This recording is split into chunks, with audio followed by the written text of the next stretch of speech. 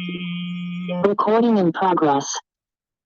بسم الله الرحمن الرحيم.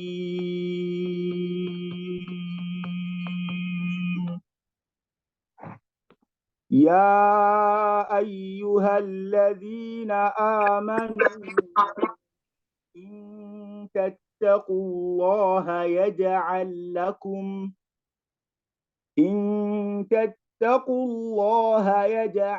لكم فرقانا ويكفر عنكم سيئاتكم ويغفر لكم والله ذو الفضل العظيم. وإذ قلتم للذين كفروا يشركون أو يقتلون ويمكرون ويمكر الله والله خير الماكرين. وإذا تتلى عليهم آياتنا قالوا قد سمعنا لو نشاء لقلنا مثل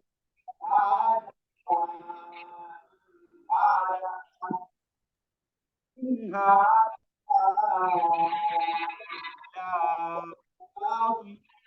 الأولين. وإذ قالوا إن كان هذا هو الحق بك وإذ قالوا الله كان هذا هو الحق فأمسك علينا حجارة السماء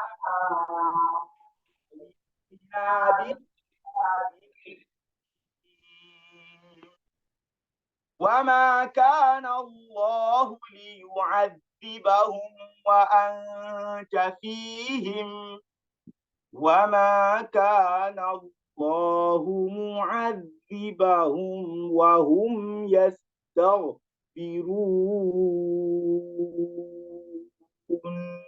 بارك الله فيك يا شيخ، حياك الله. اللهم اجعلها حجة لك لا حجة عليك. الله يتقبل منك ويعني يضعه في ميزانك الحسنات. Now, may Allah subhanahu wa ta'ala bless the recital that I recited for us today. And without wasting much of our time, we'll be going straight to like the serious session, which will be taken by Sheikh, as we know, our Sheikh Ubaidullah. May Allah subhanahu wa ta'ala make it easy for him. Ameen. Sheikh, تفضل. Amin. Amin. Assalamu alaikum wa rahmatullahi wa barakatuh. My Oga called me Sheikh. Now I want to debunk that. I've not gotten to that stage. I'm still learning from him, and that's why he's smiling. Don't mind him. نعم. أعوذ بالله من الشيطان الرجيم. بسم الله الرحمن الرحيم. الحمد لله رب العالمين. In the past weeks, alhamdulillah, we've been talking about the legacy of Prophet Ibrahim alayhi salatu wasalam, which is also known as Islam. I was going to start with questions from the previous class, but inshallah, I'll probably pen it till the ending of the session, inshallah. Today, inshallah, we'll be taking stories, and then this is proper story. I'll be narrating stories, inshallah. And these narrations are actually extracted from Sahih Bukhari and some other ancient books. So there are some narrations that the chains of the report is not complete. So, but again, because it is a narration, we will not debunk it totally. So there are some narrations that are very authentic, like that of the ones you find in Bukhari and the likes.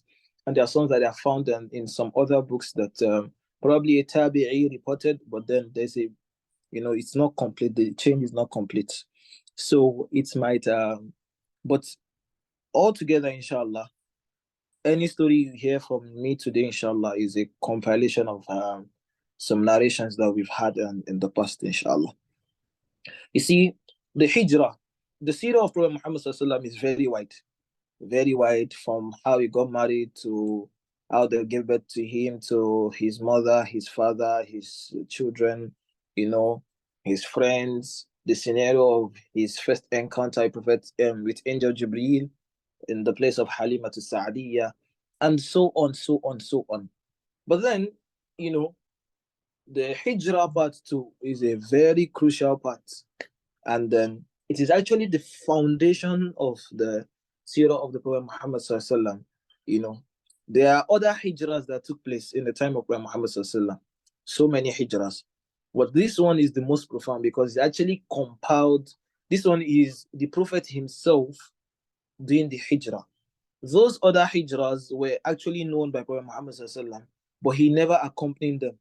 So like those that went to Abyssinia and so many places, or those that used to come from Medina to Mecca at that point in time to learn from Prophet Muhammad Sallallahu Alaihi Wasallam and the likes. Those ones, Prophet Muhammad Sallallahu Alaihi Wasallam knew about the travels. He knows about what they are doing just to gain knowledge, just to spread the message of Islam. But he never accompanied them to any of those places. Instead, he was in Mecca. And he was one of the last adult Muslims to leave for Medina. If not the last adult Muslim, Imam Abu Bakr, because at that point Ali was not totally grown up, maybe about 19, 18, you would say. But Prophet Muhammad was amongst the adult Muslims, was like the last adult Muslim to leave for Medina. The story of the Hijrah is very profound. But again, because of my boss here, his name is Umar, let's talk about the impact of Umar when it comes to Hajj. You see, I'm sorry, I said Hajj, Hijrah, sorry. You see, like I said, one thing about the seerah or stories is that it is piece by piece. There is no one such story that just comes directly and Prophet Muhammad now went, then he ate, then he sat down, then he did this, then he did that. No, that's not how he does it. Normally, you would hear narration from this person. When Prophet Muhammad was going to migrate, this happened. When Prophet Muhammad wanted to do this, so you hear different narrations. So this is piece by piece, so we are the ones that are telling the stories that actually join the puzzles together. Now, one thing we need to know about the travel of the Hijrah of Prophet Muhammad is that the Muslims at that point in time, they were troubled for over 13 years, and then they had to migrate from Mecca to Medina to get a better place to do their da'wah. And then inshallah subsequent questions will be coming up as we are ending the session, inshallah. So they had to leave the place they were born, the place they gave birth, the place they got wedded to, the place where they are from initially, to another place where they don't know anybody, but they had to leave because of the love they have for Allah and Islam and the Prophet sallallahu alaihi wasallam. So, but one of those stories that strikes me the most while I was working on this story was the story of Umar bin Khattab radiyallahu anhu. It was said by Ali radiyallahu anhu that amongst all the Muslims that left for Hijrah, Umar was the only one. Umar bin Khattab radiyallahu anhu, he was the only one that did his own Hijrah publicly. Every other Muslim, when they wait for the midnight and then they flee, they go for the Hijrah, they just leave. But you see, Umar radiyallahu anhu, his own was different. Umar prepared for Hijrah. I'm sorry, someone's mic is not muted, so it's kind of affecting a little. Admin, please, can you help me mute that? Jazakumullah khair. Now, so Umar bin Khattab, he was the only one that decided to do his own Hijrah publicly. And what did he do? He prepared himself for Hijrah. Took his bath, prepared his camel, prepared his ride and his load and whatever he needed. And then when he finished and it was ready, he went to the Kaaba, he did the tawaf, and then he declared.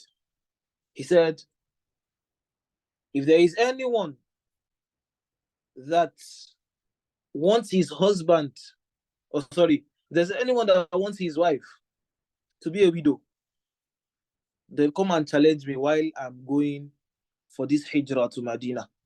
This is the particular path I'm passing. This particular road, that's where I'm passing. and I'll be waiting for you, inshallah. If there's anyone that wants to make his children fatherless, let him come and challenge me while I am going for Hijrah.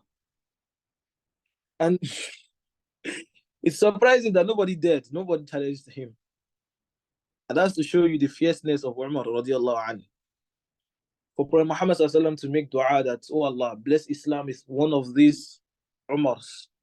So the first Umar was Umar bin Khattab, the second Umar was Abu Jahl.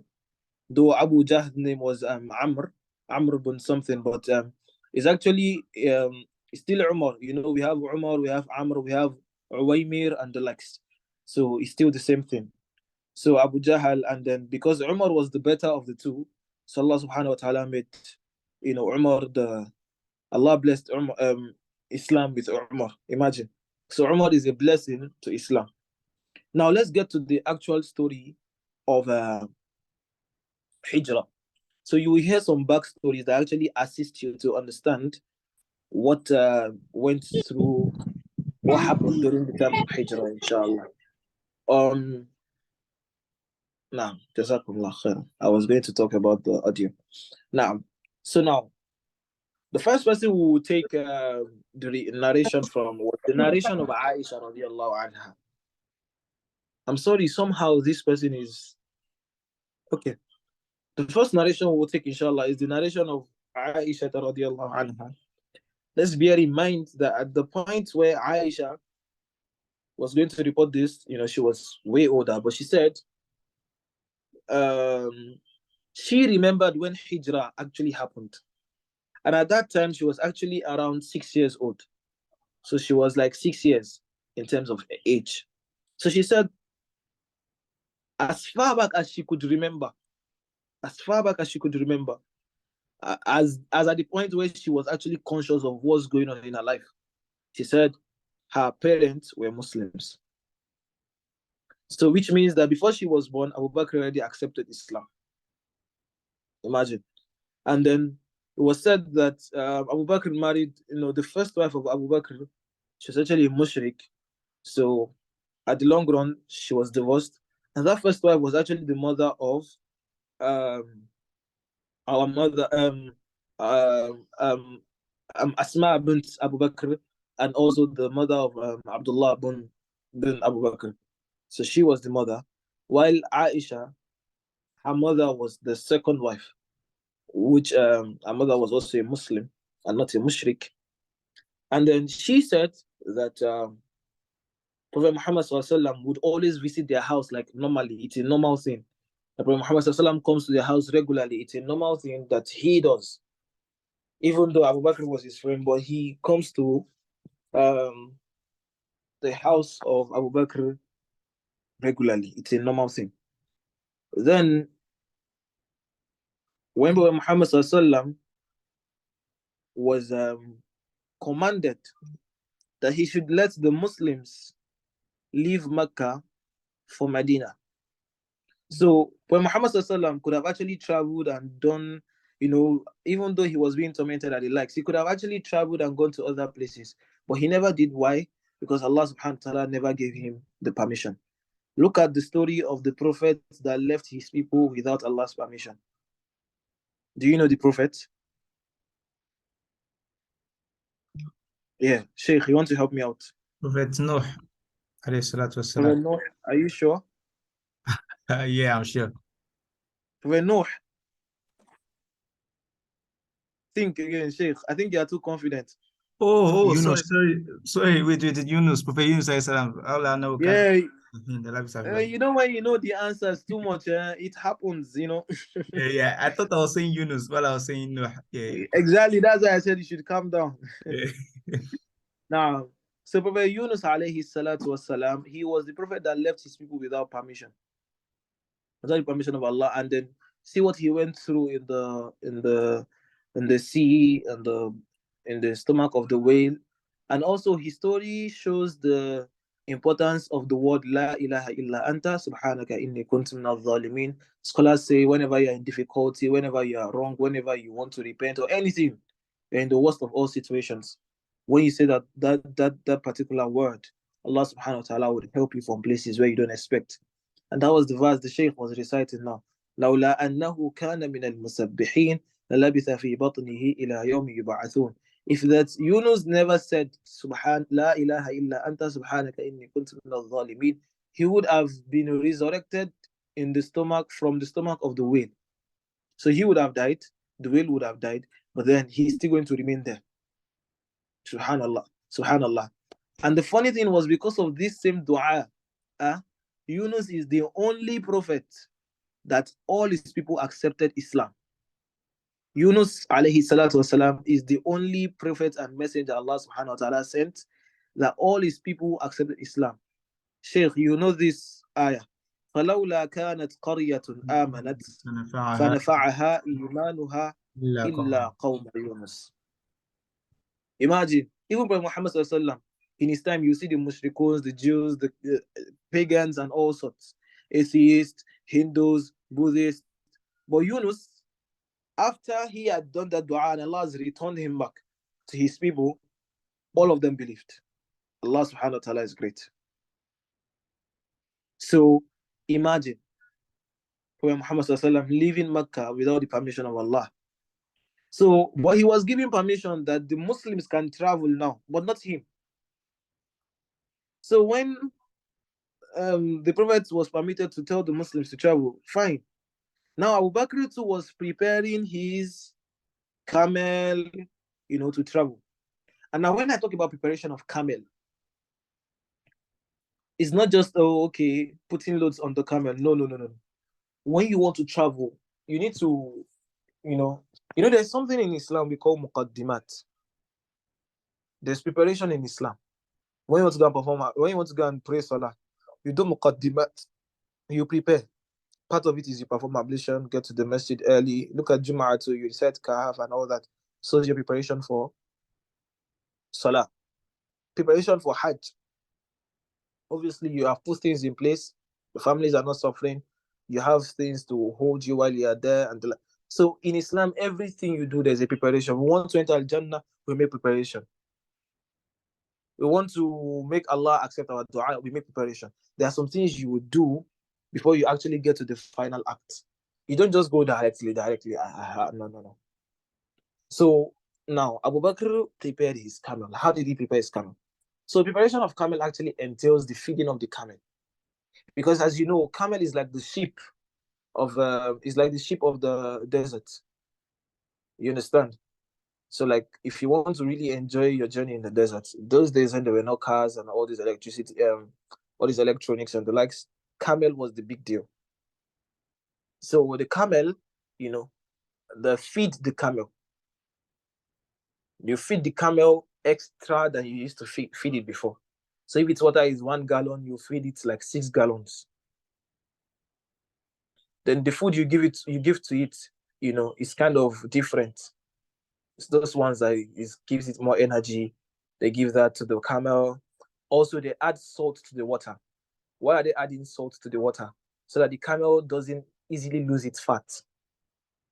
Then the fat would keep on storing, and then the water would also store, and the food would keep on storing, to the extent that you see some camels grow humps in less than 3 weeks, 4 weeks. So at that point in time, you can actually tell, okay, yeah, this camel is ready for a journey. So for Abu Bakr, he prepared his own camel for like 3.5 to 4 months. And then when he had Prophet, as he told Prophet Muhammad sallallahu to that, now the Muslims were given the permission to travel. So now he was also preparing to travel. And Prophet Muhammad sallallahu told him to wait. And then he told him, As-suhba ya Rasulullah. Are you like looking for a companion, O Prophet of Allah? Prophet said, Naam, as-suhba. Yes, I'm looking for a companion on a journey. And he was so happy. So what did he do? He said, okay, then he proceeded to go and prepare 2 camels instead of 1. He was preparing just 1 for himself before. Now he's preparing another one for Prophet Muhammad sallallahu alaihi wasallam. This also shows that Prophet Muhammad sallallahu alaihi wasallam never took any major decision except by consulting Allah first. He never left Mecca until Allah gave him the permission. Anything he does the directives has to come from Allah subhanahu wa ta'ala. So this was from the narration of Aisha radiallahu anha, and then the fact that Abu Bakr prepared the camel. Also, you overfeed the camel so much that it looks so healthy and the likes. And then the day when Prophet Muhammad was going to do the Hijrah was on a Monday. And how do we know this? This comes from an hadith where Prophet Muhammad mentioned that I was the Iqra came to me on Monday, which means that Laylatul Qadr, the first Laylatul Qadr, when the Iqra came was a Monday. He said the day I was born was also a Monday, and the day I did Hijrah was also a Monday. So it shows the advantages of Monday. So on the day when he was going to travel, it was a Monday, and what really happened? In Mecca, it's a very hot climate. If you go to Qatar, you understand this thing I'm saying. Qatar is also very hot. They have a hot weather. And you will notice that there's a rule in Qatar that during the hot times, maybe in the day, that time where the sun is shining, yeah, it is like a rule. You don't know workers is outside working. Like those construction workers, those that construct things, they're not outside working because the heat is enough to like make someone dehydrated. So the same thing then in Mecca, when it is hot, in the afternoon, they don't walk. They stop whatever work they're doing, so they go to sleep. And that's where the siesta came from. That's like the culture of the Arabs. And that's why even the culture entered Islam. Whereby Prophet Muhammad sallam advised us, to have that kind of siesta, the one that happens after Zuhur, between Zuhur and Asr. Do you understand? So this was a very hot climate. It was hot in the afternoon. And then people were having their semester. And then Aisha said, she was reporting, she said, we saw a man in turban from afar, covering his face. But we could actually tell that that person that was coming was the Prophet Muhammad sallallahu alaihi wasallam. And then we were surprised because no one walks during this time of the day. The same way in Nigeria now, you can't walk during the night for security reasons and the likes. For them, in the afternoon, it is awkward to see someone walk at that point in time. So Prophet Muhammad sallallahu he came to the house of Abu Bakr in Turban in the hot weather. And after he entered, he asked Abu Bakr that anyone that is inside should actually go out. Like, is there anyone inside? Let the person actually go out. And then Abu Bakr responded by saying that there's no actually anybody special except from we, your family. And it was said that at this point, there was like, I think there's been like some kind of marriage between Aisha already and Prophet Muhammad sallallahu, even though she has not moved to his house, but there was this marriage already, was consummated already. So for Abu Bakr to say, except we, your families, means at this point, aside from Abu Bakr, Asma, and then and Aisha, there was no other person in the house. So Muhammad sallallahu said, okay, it's fine. Allah subhanahu wa ta'ala has given me the permission to migrate. And then the next thing Abu Bakr said was, how about your companionship? Did Allah actually give you the permission that I should go with you on this particular hijrah, on this particular migration? But Muhammad said, yes, Allah subhanahu wa ta'ala has given me the permission that you accompany me in this migration. And Aisha radiallahu anha was reporting, she said, I saw him cry so much out of happiness.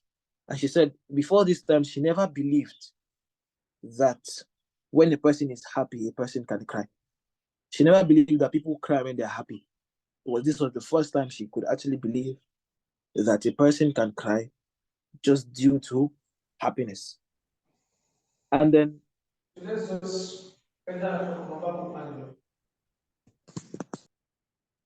now, Prophet Muhammad sallallahu, he didn't have a camel. Can you imagine? Prophet Muhammad sallallahu never had a camel while he was in Mecca. Because when I was talking about the camel now, I said Abu Bakr was going to prepare another camel for Prophet Muhammad sallallahu. So now, at this point, Abu Bakr said, oh, since we are going together, fine, let me go and prepare the camel again, just the final touches, and then the mounting of the load and the likes. And he was going to give the camel to Prophet Muhammad sallallahu. And this is how Abu Bakr was so generous. He gives like, he never fears poverty. That's how Abu Bakr gives. So was going to give Prophet Muhammad sallallahu a camel. But Muhammad sallallahu responded by saying, "Illa bisaman." Oh, Abu Bakr, no.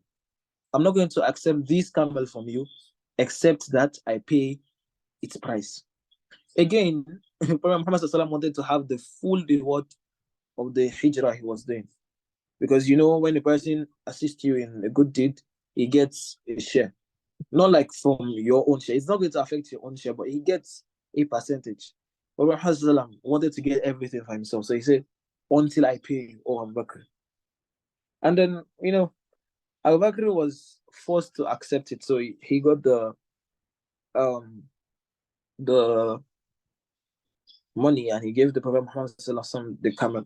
The camel is known as Al-Qaswa. The camel is known as Al-Qaswa. Very notable in the history of Islam.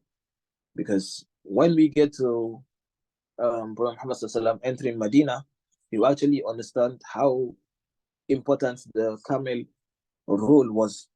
So now, Prophet Muhammad accepted the camel and he paid the price. And then also, because there are two versions of the narration. So Aisha radiallahu anha narrated her own part. Asma bint Abu Bakr also narrated her own part. Even Abu Bakr also narrated his own part too. So there are different narrations. But at this point, what we know is Asma was about 15 years older than Aisha radiallahu anha. So she was much older. She was much matured and she could actually tell what happened in those times. She was actually preparing the food. So now, at that point where Prophet Muhammad said, oh, everybody in this house should be evacuated because of this thing I want to tell you. So that it's not going to be like the information gets to the wrong hands. But since it is his family that was there, there's no problem. Okay? So Aisha was behind the curtains when she was hearing the conversation of Prophet Muhammad telling Abu Bakr that Allah has permitted me, and seeing her father cry and saying, I never believed someone cry like this due to happiness. So Asma was 15 years older than her. Asma was preparing the food. And then because of the panic of the moment, oh, your father is traveling, the whole thing got into some kind of rush. So what they did was Asma was preparing the food for them to eat, also preparing food for the camel to eat too, and Prophet Muhammad to also eat. He was also trying to bundle some other grains they could use, like that of the dates and the likes. So she was trying to do that. And then after she packed the food, she was going to tie the food, and she did not see anything to tie it with except with the rope of her cloth. So then, they used to have this some kind of rope to like hold their body. Sheikh, your hands are raised. You want to call me to attention? Yeah, Time? we have 7 minutes, yeah. No problem, don't worry, I'm watching, inshallah.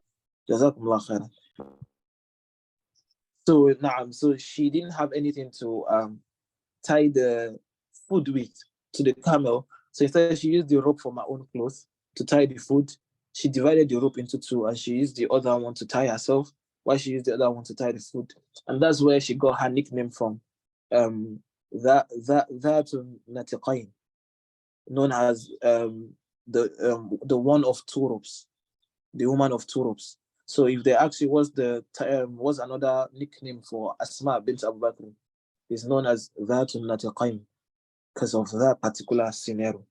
And she's the one of the two belts. At the time when Abu Bakr radiallahu anhu was making the Hijrah, I'm trying to give us preview story to the Hijrah itself. So at the time Abu Bakr radiallahu anhu was going to make the Hijrah, he had about 5,000 dirhams. And then it was funny because at the time when Abu Bakr entered Islam, when he accepted Islam, he had about 40,000 dirhams. So 5,000 to 40,000, which means he has spent about 35,000 dirhams. And what did he spend it on? He was just freeing slaves and converting them to Islam, the likes of Bilal and the likes. He would keep on buying them and send them to Islam. And that was how he was building Islam. Imagine, that's Abu Bakr radiallahu anhu. And then, coupled with all this situation, he has his own father, his father Abu Quhafa. So if you don't know, Abu Bakr's name itself is not Abu Bakr. His name is he Abdul Rahman or Abdullah? I'm not sure. I think it's Abdul Rahman bin Abi Quhafa. That's his real name. Okay, so his father is a blind man. His father never accepted Islam until after the conquest of Mecca. But again, aside from his father being blind, his father was a very sarcastic person and was always mocking Abu Bakr before he accepted Islam. He was always mocking Abu Bakr. You know, at the point when Abu Bakr left for Medina, he left Aisha and Asma at home. Sheikh, your hands are raised. His real name was Abdullah bin Qahafa. Just that correct. Abdullah. Okay, sorry. Thank you very much. Abdullah bin Abi Quhafa. Thank you very much. Now, so his father mocked him, and then he left Aisha and Asma back at home with his son Abdullah, his son. So all of them had a role to play, even though they were not in Medina at the time, which they later had to come. But at first, he left his children there. He was more concerned about the safety of Muhammad sallallahu alaihi wasallam. He believed that them being in Mecca and with his influence, people would always assist his children, and that's like a legacy. It's like a tribal thing. Even though they were idol worshippers, they won't let their own tribe, their own people, to go to suffer. So he was more concerned about Muhammad sallallahu alaihi wasallam. But his father, after hearing that Abu Bakr already traveled, he came to humiliate Asma, the daughter of Abu Bakr. He came to humiliate her, saying, "You see your father, so useless. He left you guys, packed all the money he had, and left for Hijrah with just one guy with one boy like that. He decided to leave you guys to hunger." And Asma, being a very smart woman, there's a bag that they used to keep money at that time. There's something they call money bag where people keep their money, you know. And the man being blind, he couldn't tell whether it's money or not. So she said, "Oh no, grandfather, he actually left us so much money."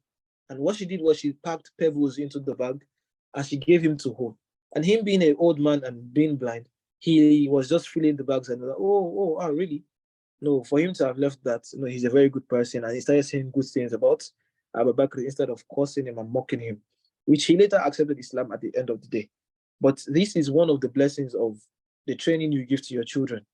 You know, the training you give to your children actually reflect even while you're not there.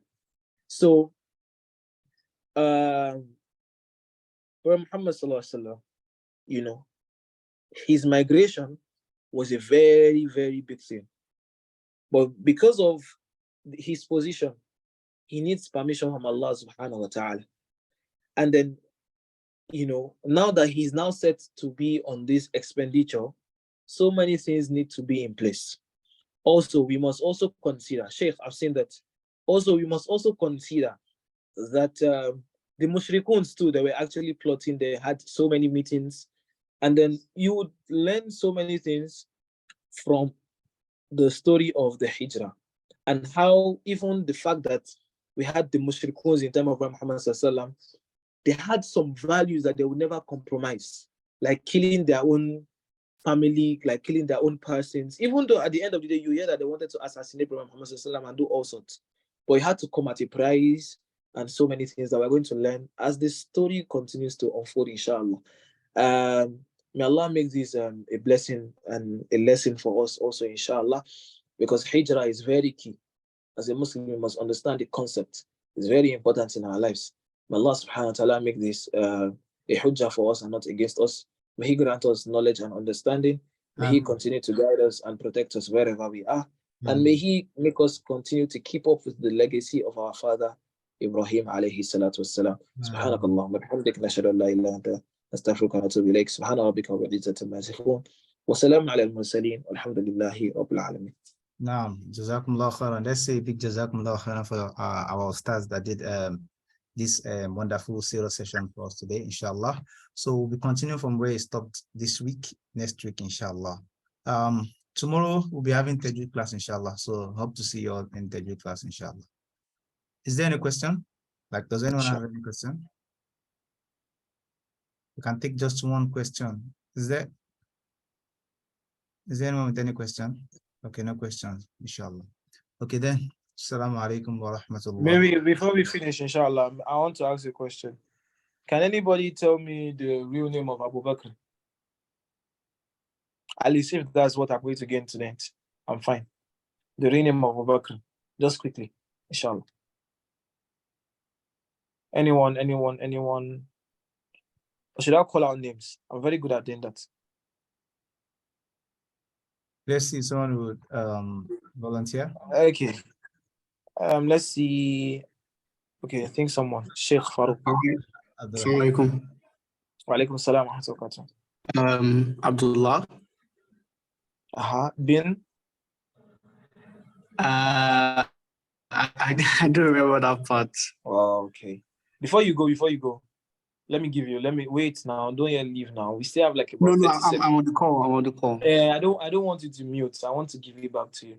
So his name is Abdullah bin Abi Quhafa. But now it comes with the second question. Who was the messenger of Allah that left his people without the permission of Allah? Yunus. Yunus alayhi salatu wasalam. Do you know his nickname in the Quran? No, I do not. Okay. He has about 2 nicknames in the Quran that Allah called him with. In one place you hear وَذَنُّونِ إِذْ ذَهَبَ مُغَاضِبًا.